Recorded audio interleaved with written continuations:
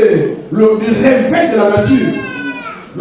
La Pâque printanière. J'ai donné 3 formes de Pâques. Je dis qu'il y a 3 formes de Pâques. Il y a la Pâque juive. Il y a la Pâque aussi chrétienne. Mais aussi il y a la Pâque printanière. Il y a la Pâque qui vient au mois d'avril. Le mois d'avril, c'est le mois, pour les Juifs, c'est le premier mois de l'année. On appelle ça le mois de Nissan. C'est le premier mois de l'année. Alléluia. Ils regardent par rapport à la lune. Les Juifs font leur calendrier. Les calendriers des Juifs sont un calendrier lunaire. C'est par rapport à la lune. Ils ont dit, le premier mois, ce sera le mois où? Le mois de Nissan. C'est le mois où la nature reçoit un ordre de la part de Dieu. La nature reçoit un ordre.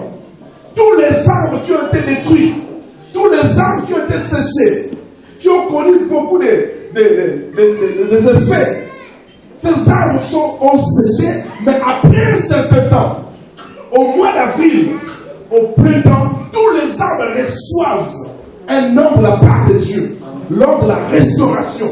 Tu vas voir l'arbre qui a séché. On attendait que ça allait tomber par terre, mais au mois d'avril, au printemps, l'arbre reçoit un ordre de la part de Dieu. Et l'arbre commence à revivre. Toute la nature reçoit des ordres de la part de Dieu. Alléluia. Le mois d'avril, c'est le mois du réveil. Le mois d'avril, c'est le mois de la restauration. Le mois d'avril, c'est le mois de la résurrection. Le mois d'avril, alléluia, c'est le mois de la rédemption. C'est le mois le mois où les choses qui ont été détruites doivent devenir encore vivantes. Alléluia.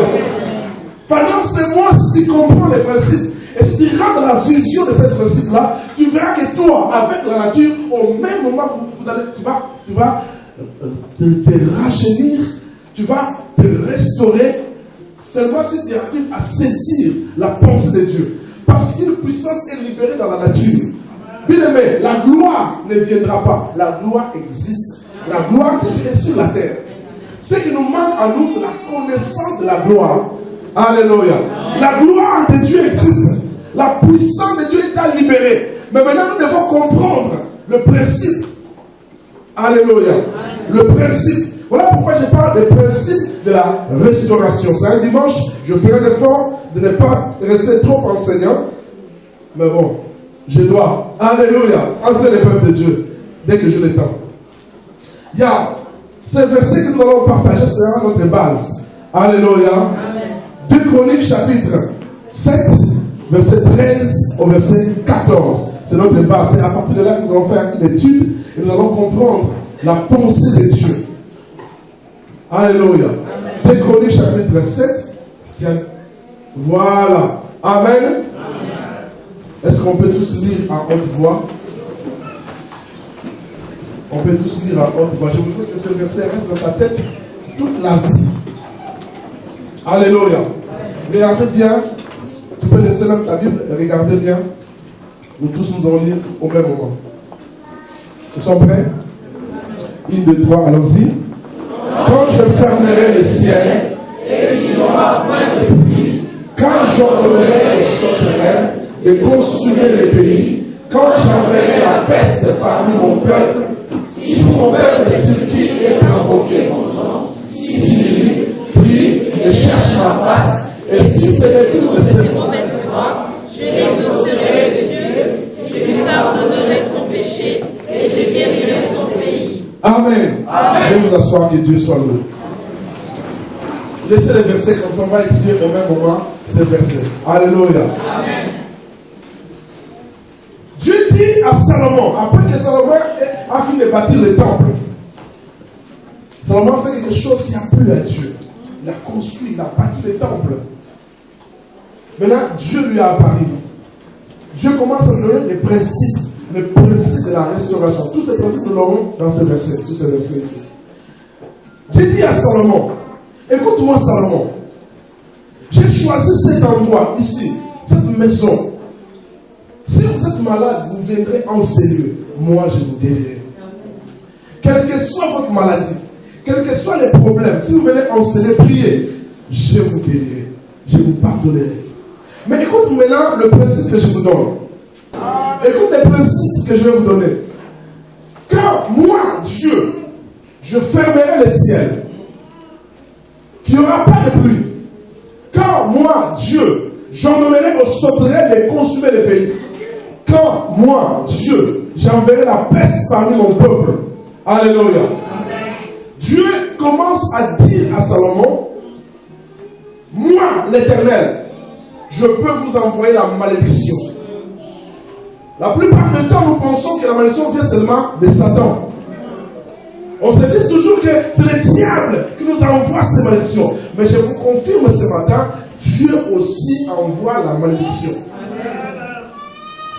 Lorsque le peuple n'écoute plus, il dit, si vous n'écoutez pas ma voix, je vous détruirai. Si vous partez servir notre Dieu, les dieux des idoles, je vous détruirai.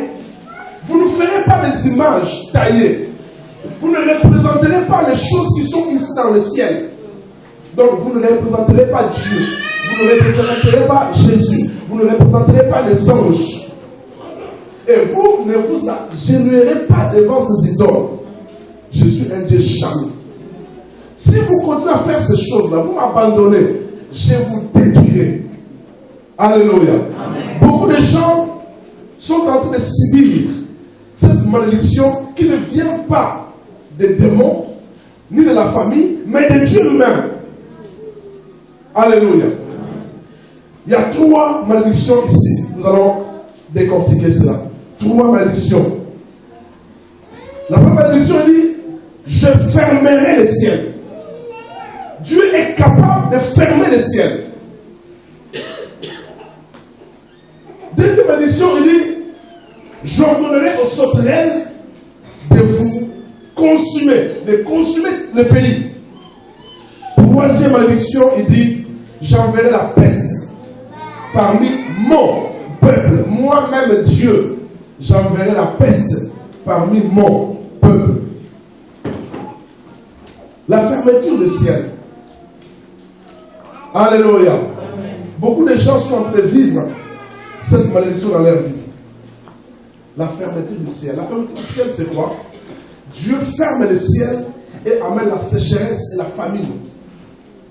Le ciel, Dieu empêche la pluie de tomber. La pluie, c'est un symbole de la bénédiction. Parce que ça vient du ciel.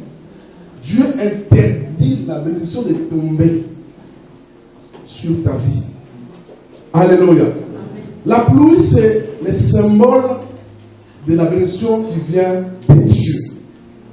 Il dit, moi-même, je fermerai les ciels contre mon peuple. La pluie, c'était l'image. Quand les enfants d'Israël avaient besoin de l'abondance dans la ville, ils demandaient à Dieu d'envoyer la pluie. Et Dieu a envoyé 2 sortes de pluie. La pluie de l'avant-saison et de l'arrière-saison pour récolter. Et si Dieu envoie la pluie, c'est un pays de sécheresse. Bien aimé, Israël était béni. Dieu dit, j'enverrai maintenant, je fermerai le ciel. Quand Dieu ferme le ciel dans la vie d'une personne, qu'est-ce qui se passe? Même si tu pries, même si tu jeûnes, même si tu te jettes par terre, c'est comme si le ciel est fermé. Il y a des moments où tu sens comme si tu ne t'écoutes plus. Tes prières ne montent plus. Alléluia. Tu sens comme si Dieu est loin. Tu te sens totalement abandonné. Il y a des moments comme ça où tu te sens seul. Dieu dit, lorsque tu élèveras tes mains, je détournerai mes yeux. Lorsque tu multiplieras les prières, je fermerai mes oreilles. Parce que tes mains sont remplies de sang. Je vous ai donné ce verset. C'est quand? C'est quel verset?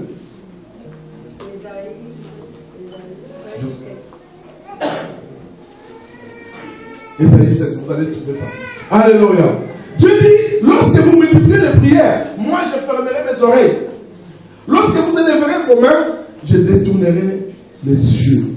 Parce que vos mains sont pleines de sang.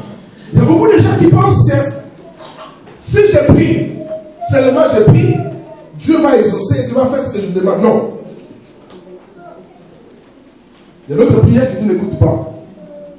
Il y a d'autres mains levées que Dieu ne regarde plus. Pourquoi? Dieu est en colère contre toi. Alléluia.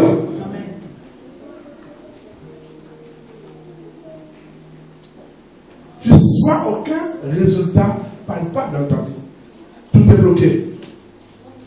Tu as beaucoup de problèmes, tu n'as pas de solution. Tu as des problèmes de santé, des problèmes de travail, tu pries, tu organises des choses, des prières, mais rien n'avance. Rien ne change. Pourquoi? Parce que le ciel est fermé. Alléluia. Il y a beaucoup de gens qui viennent à l'église, leur ciel est déjà fermé.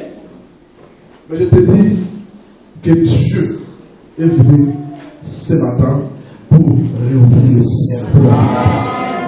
Alléluia.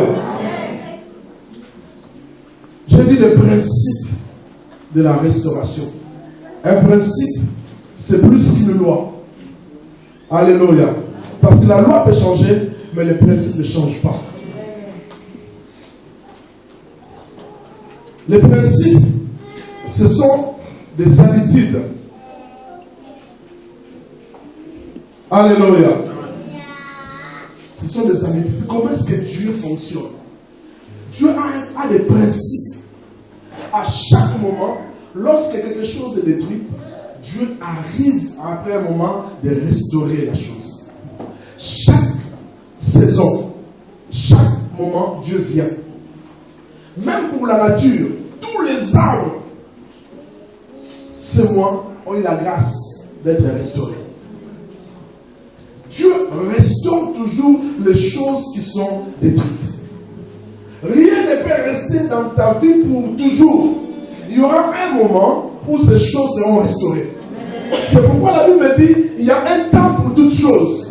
Il y a un temps de pleurer, un temps de se réjouir. Alléluia. Tu ne peux pas pleurer toute la vie.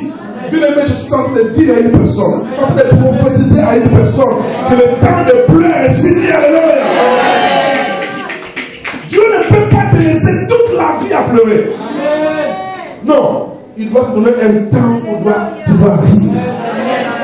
Tu dois refuser de pleurer tout le temps. Tu dois refuser la maladie tout le temps. Il y a un temps pour s'aimer, il y a aussi un temps pour récolter. La pauvreté à vie n'existe pas.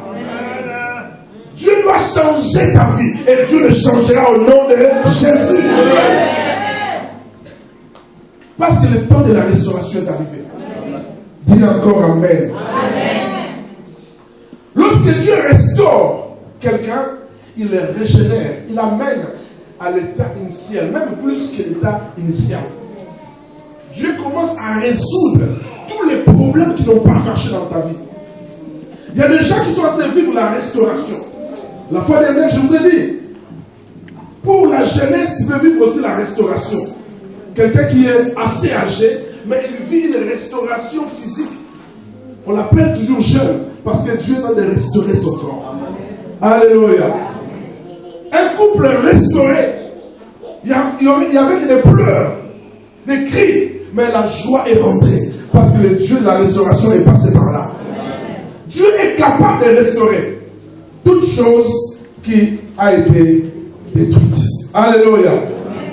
Deuxième élément de la malédiction que Dieu envoie, Dieu dit, j'enverrai contre vous les sauterelles. J'ordonnerai aux sauterelles de consumer le pays. Dieu lui-même. Les sauterelles, c'est tout ce qui essaye de détruire ta production. Il y a beaucoup de gens, ils sèment beaucoup, ils sèment, mais ils moissonnent peu. Ils fournissent beaucoup d'efforts, mais il n'y a pas de retour. Ils font beaucoup de projets, mais rien n'aboutit. Peut-être que Dieu a envoyé des sauterelles contre ta vie, qui sont en train de détruire ta sémence. Alléluia.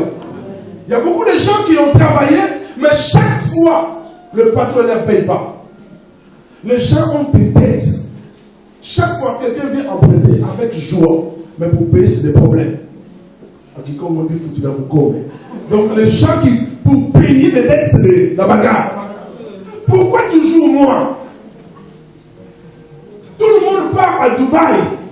Tout le monde part en Turquie. Mais quand moi je passe le chèque, tout ce que j'entreprends n'avance pas. Alléluia. Non, je dis seulement peut-être le diable, mais ce n'est pas le diable. Ça, c'est un problème que tu as avec l'Éternel. Que tu dois arranger ce matin. On dit Amen. Nous allons réclamer que Dieu puisse enlever les sauterelles ce matin. Nous allons prier que Dieu puisse enlever, puisse ouvrir encore le ciel, afin que la pluie retombe, continue encore à tomber sur notre vie. Ton compte en banque, on ne parle même pas. Je dis que ta carte bancaire est recherchée par tous les automates de la France. Dès que tu vas, on t'a retrouvé. Avalé. Alléluia. Quel banquier peut t'accepter? Dès que tu peux là, non, je vais un crédit. Non, madame, surtout pas toi. Alléluia. Donc là, vraiment, les sauterelles sont rentrées en train de dévorer tes biens. Il y a beaucoup de biens qui sont dévorés. Tu pries. Dieu a dit, c'est moi contre mon peuple. C'est des enfants aussi de la promesse. C'est des enfants qui ont Dieu, c'est comme nous les chrétiens. On dit toujours c'est la famille, c'est les démons. Non, Dieu dit moi-même. Pourquoi? Parce que tu n'as pas marché selon mes principes. Oh, dis Amen. Amen. Ta voiture tombe en panne tout le temps. Même une voiture neuve en panne. Toi toujours à l'autoroute, on te voit en train de...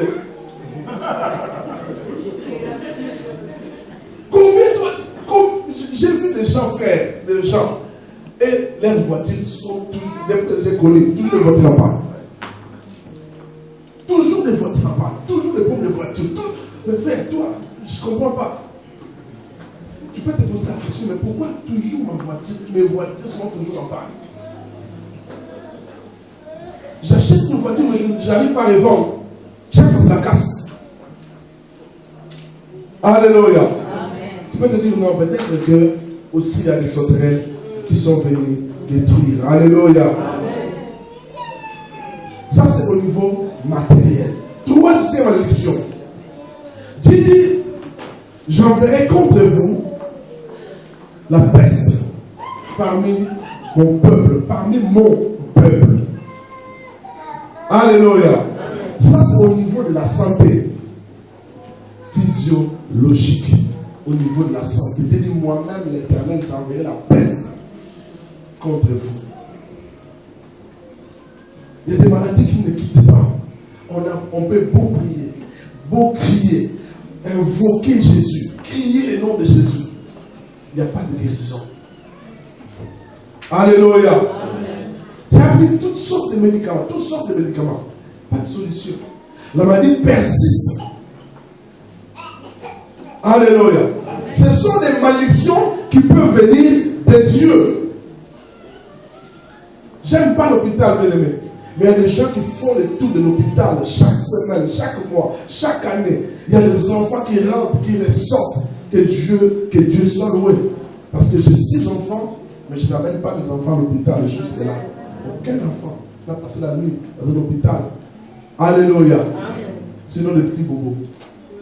Alléluia. Ça, c'est une bénédiction qui vient de la part de Dieu.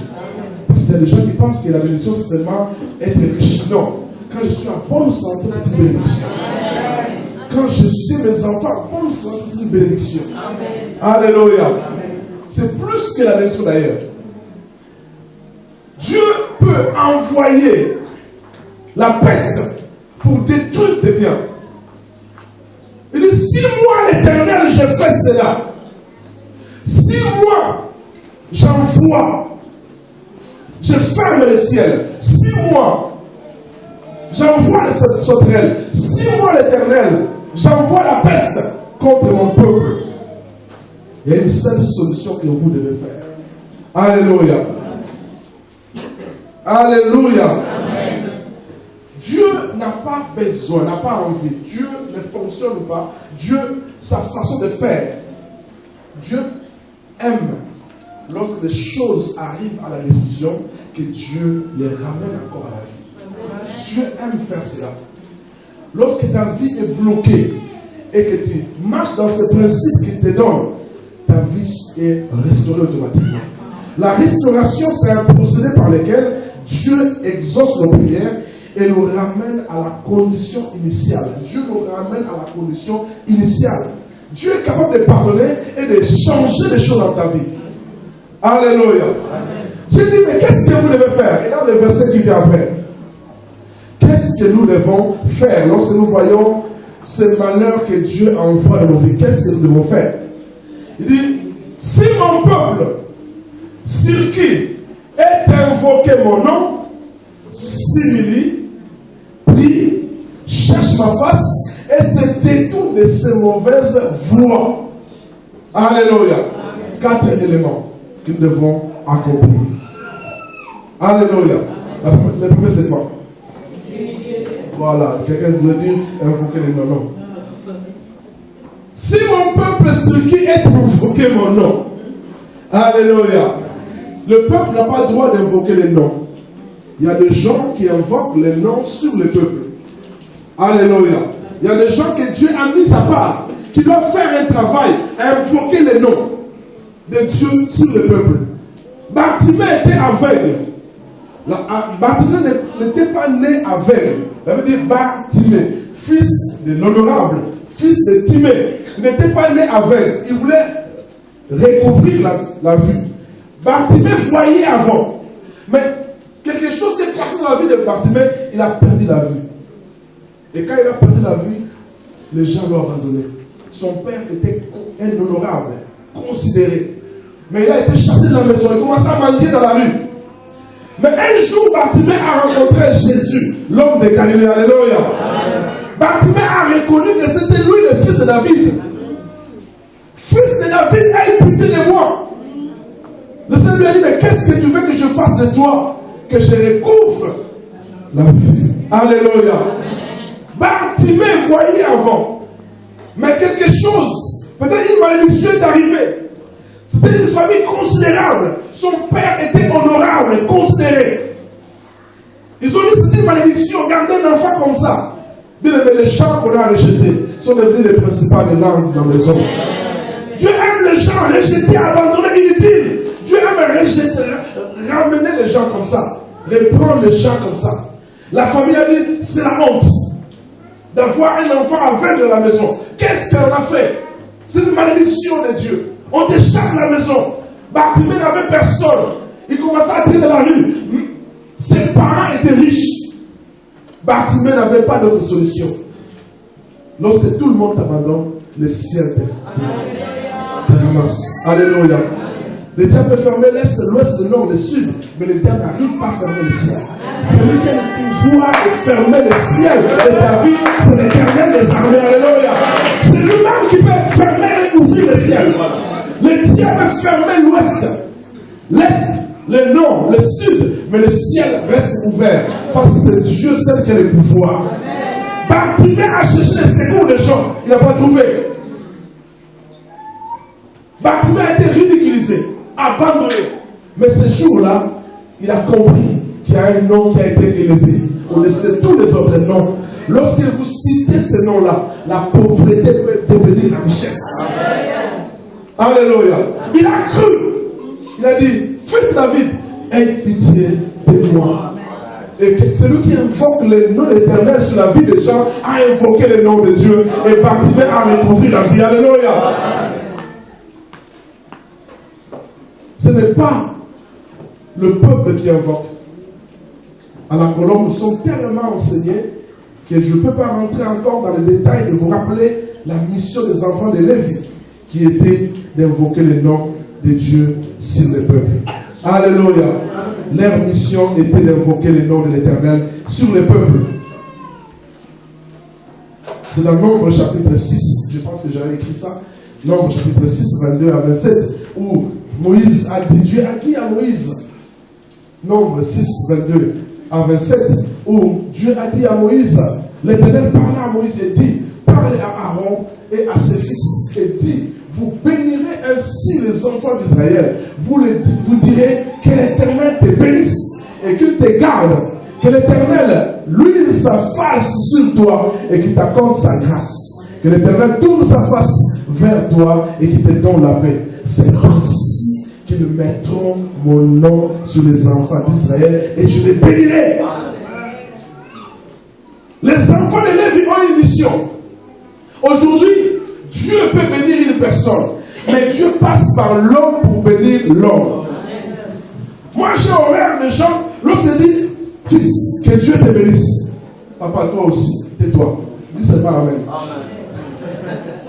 C'est le supérieur qui bénit l'inférieur, n'est-ce pas? Amen. Il y a des gens que Dieu a mis à part. Leur mission, c'est de te bénir, d'écrire les noms de Dieu sur ton front. Amen.